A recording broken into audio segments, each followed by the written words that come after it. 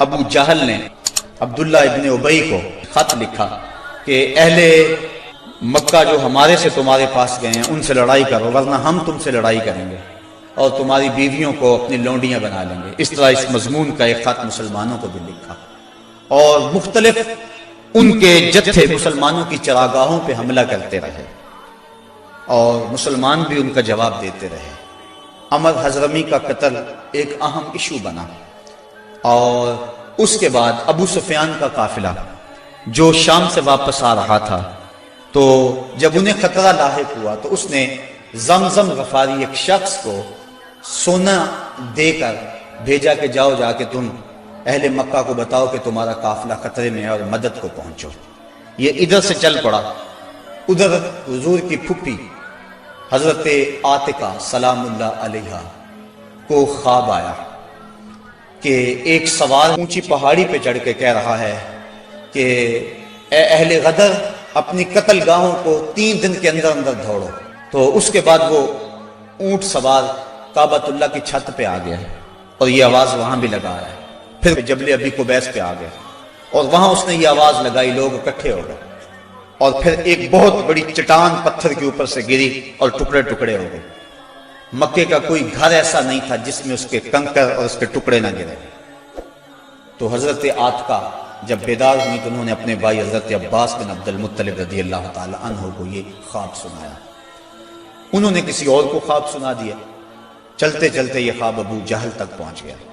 حضرت عباس بن عبد المطلب سین حرم میں طواف کے لیے گئے تو ابو جہل ایک ٹولی کی شکل میں بیٹھا ہوا تھا، کہنے لگا بل فضل، بنو ہاشم میں ایک نبی کافی نہیں تھا کہ ایک نبیہ نے بھی اعلان کر دیا؟ کہتے میں نے پوچھا کیا ماجرا ہوا؟ تو اس نے یہ خواب سنایا، میں نے ٹال مٹول کر دی، لیکن اس نے خوب پراپیگنڈا کیا، بلکہ کہا کہ اگر 3 دن تک کوئی ایسا واقعہ نہ ہوا تو ہم چمڑے کے اوپر لکھ کر کعبے کی دیوار سے لٹکا دیں گے کہ سب سے جھوٹا خاندان بنو ہاشم ہے۔ حضرت عباس رضی اللہ تعالیٰ عنہ فرماتے ہیں کہ میں جب گھر گیا تو مجھے عورتوں نے سخت کوسنے دیے کہ وہ بدبخت پہلے تمہارے مردوں پہ بات کرتا تھا، اب عورتوں پر بھی باتیں کرنے لگ گیا۔ کہتے میں غصے سے نکلا، میرا خیال تھا جب ملے گا اگر کوئی بات کرے گا تو پھر میں اس کو خوب جواب دوں گا۔ جو ہی میں سین حرم میں داخل ہوا تو ابو جہل بھاگ رہا تھا، میں سمجھا کہ شاید میرے سے ڈر کے بھاگ گیا، لیکن ماجرا کچھ اور تھا۔ زمزم غفاری آ پہنچا تھا اور وہ ایک اونچے ٹیلے پہ کھڑا ہو گیا تھا، اس نے اپنے اونٹ کے کان کاٹ دیے تھے، ناک کاٹ دی اور اپنی قمیض پیچھے سے پھاڑ دی اور زور زور سے کہا اللتیمہ اللتیمہ، اے ادرک اللتیمہ، اور تمہارا قافلہ لٹ گیا، تمہارا قافلہ لٹ گیا، الغوث الغوث، مدد کو پہنچو مدد کو پہنچو۔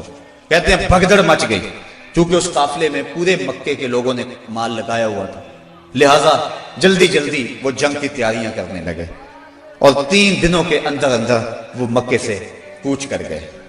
ابھی ایک منزل پہ پہنچے تھے کہ ابو سفیان کا قاصد آ پہنچا کہ ہم بخیریت گزر آئے ہیں، تم واپس ہو جاؤ۔ سارے صاحب لوگوں نے مشورہ دیا، لیکن ابو جہل کہتا تھا نہ، ہم نے بدر میں جانا ہے، 3 دن تک وہاں ہم نے قیام کرنا ہے، وہاں شرابیں پئیں گے، وہاں جشن منائیں گے، پورے عرب پہ ہماری دھاک بیٹھے گی۔ اسے بڑے لوگوں نے سمجھایا لیکن وہ ماننے کو تیار نہ ہوا۔ ہر منزل پہ ہر روز کوئی نہ کوئی سردار دعوت کرتا، 9 یا 10 اونٹ ذبح کرتا اور یہ قافلہ آگے بڑھ رہا ہے۔ ادھر حضور نے صحابہ کو جمع کیا، مٹھی پر جماعت، ایک چھوٹا سا گھونسلہ جو تیار کیا تھا، ایک چھوٹی سی کائنات اور دنیا جو حضور نے تیار کی تھی۔ حضور نے فرمایا صحابہ مجھے مشورہ دو، اشیروا علی ایھا الناس، لوگوں مجھے بتاؤ کیا کیا جائے۔ حضرت عمر فاروق رضی اللہ تعالی عنہ، حضرت ابو بکر صدیق رضی اللہ تعالیٰ عنہ، انہوں نے عرض کی حضور آپ جو چاہیں ہم آپ کے ساتھ ہیں۔ حضرت مقداد نے عرض کی حضور آپ برق الغماد تک بھی جانا چاہیں تو ہم آپ کا ساتھ دیں گے۔ حضور نے فرمایا مجھے مشورہ دو۔ ابو بکر و عمر نے عرض کی اے ہادی دورہ، ہمارے مال و جاں اولاد سب کچھ آپ پر قربان، غلامان محمد جان دینے سے نہیں ڈرتے، یہ سر کٹ جائے یا رہ جائے کچھ پرواہ نہیں کرتے۔ اٹھے مقداد، عرض کی اے سرور عالم، نہیں ہیں قوم موسیٰ کی طرح کہہ دینے والے ہم، ہمارا فخر یہ ہے ہم غلامان محمد ہیں۔ ہمیں باطل سے کیا ڈر زیر دامان محمد. حضور علیہ السلام نے پھر فرمایا شیرو علیہ ایھا الناس، لوگو مجھے مشورہ دو. حضرت عمر فاروق پھر اٹھے تو حضور نے پھر کہا شیرو علیہ ایھا الناس، لوگو مجھے مشورہ دو. تو حضرت سعد بن معاذ اٹھے، عرض کی شاید حضور کی مراد انصار سے ہے. ادب سے عرض کی انصار ہیں ہم یا رسول اللہ، غلامان شہ ابرار ہیں ہم یا رسول اللہ. اگر ارشاد ہو بحر فنا میں کود جائیں ہم، ہلاکت خیز گردابے بلا میں کود جائیں ہم. نبی کا حکم ہو تو پھاند جائیں ہم سمندر میں، جہاں کو محو کر دیں نعرہ اللہ اکبر میں. یہ قریش مکہ تو کیا چیز ہیں، دیووں سے لڑ جائیں، سنانے نیزہ بن کے سینہ باطل میں گڑ جائیں. حضور آپ کا حکم تو ہو. آقا کریم علیہ السلام خوش ہو گئے، فرمایا چلو. بدر کی طرف پیش قدمی ہوئی. 313 افراد پر مشتمل یہ قافلہ جب مدینے سے نکلا تو عجیب حالت تھی. مختصر سامان تھا، 2 گھوڑے، 6 زرہیں، 8 شمشیریں. پلٹنے آئے تھے یہ لوگ دنیا بھر کی تقدیریں. مسلمان جب نکلے نا تو ان کے پاس تلواریں بھی 8 تھیں، اور وہ بھی مورخین لکھتے ہیں سلامت نہیں تھی. کسی کا دستہ ٹوٹا ہوا تھا، کسی کی نوک نہیں تھی، کوئی زہر میں بجھنے والی تھی. اور 2 گھوڑے تھے، 70 اونٹ تھے، اور 6 زریں تھی. جن کے پاس تلواریں نہیں تھی انہوں نے کھجوروں کے ڈنڈے توڑ لیے. اللہ اکبر، کیسا منظر تھا، کیسا ماحول تھا. یہ لشکر ساری دنیا سے انوکھا تھا، نرالا تھا کہ اس لشکر کا افسر کالی کملی والا تھا. عجیب رنگ تھا اس لشکر کا. چشم فلک نے کبھی ایسا منظر نہیں دیکھا ہوگا. فاقہ مست لوگ جن کے بدن پہ پورے کپڑے بھی نہیں ہیں، اور دنیا کی اس وقت کی بڑی طاقت سے ٹکر لینے کے لیے پورے جذبوں کی فراوانی سے جب مدینے سے باہر نکلے تو یہودی اپنی دکانوں پہ بیٹھے ہوئے تھے. انہیں دیکھ کر کہنے لگے مسلمانوں تمہارے پاس نہ کوئی اسلحہ، نہ کوئی نیزے، نہ کوئی بھالے، نہ کوئی خنجر، نہ تیغ و تبر. تم کس راستے پہ جا رہے ہو؟ آلات حرب و ضرب تو تمہارے پاس ہے نہیں. تو مسلمانوں نے حضور کی طرف اشارہ کر کے کہا نہ تیغ و تیر پر تکیہ، نہ خنجر پر، نہ بھالے پر، بھروسہ ہے تو اس سادی سی کالی کملی والے پر. ہمارا تو آسرا حضور کی ذات ہے. ہم تو حضور کے سہارے جا رہے ہیں. بنا کر اپنے سینوں کی سپر آیات قرآن کو، بظاہر چند تن کے روکنے نکلے تھے طوفان کو. یہ چند لوگ میدان کی طرف بڑھ رہے تھے. حضور علیہ السلام نے 3 اشخاص کے لیے 1 اونٹ مقرر کر دیا کہ باری باری سوار ہوں گے.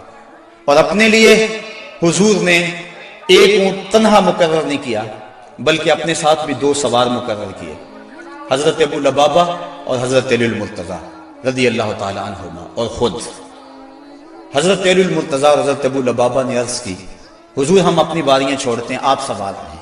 فرمایا نہ تو تم میرے سے طاقتور ہو کہ تم چل سکتے ہو پیدل، میں نہیں چلتا، اور نہ مجھے ثواب سے بے نیازی ہے کہ ثواب تمہیں چاہیے مجھے نہیں چاہیے.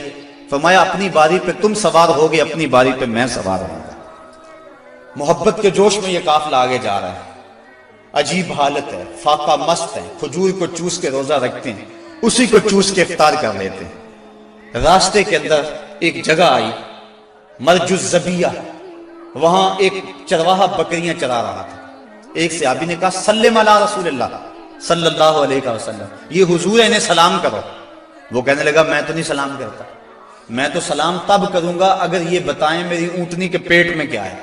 حضرت سلمہ بن سلامہ 9 خیز عمر ہے، چڑھتی جوانی ہے. انہوں نے اس کے پاس جا کر کہا یہ بات تو حضور سے پوچھتا ہے، یہ تو حضور کے غلام سے پوچھ لے، وہ بھی بتا دے گا. فرمایا نزوت علیہا وفی بطنہا منک سخلا. حضور نے فرمایا بس کرو، تم نے تو اس کو رسوائی کر دیا ہے. تو حضور آگے بڑھے. اب جب حضور وہاں پہنچے تو کافروں نے پہلے ہی اونچی جگہ پہ پتھریلے علاقے میں پڑاؤ ڈال لیا ہوا تھا. وہاں انہوں نے اپنے خیمے گاڑ لیے تھے، اور جس سمت حضور تھے یہ علاقہ نشیبی تھا اور ریت تھی، چلتے ہوئے پاؤں دھنستے تھے اور چلنا مشکل ہو رہا تھا.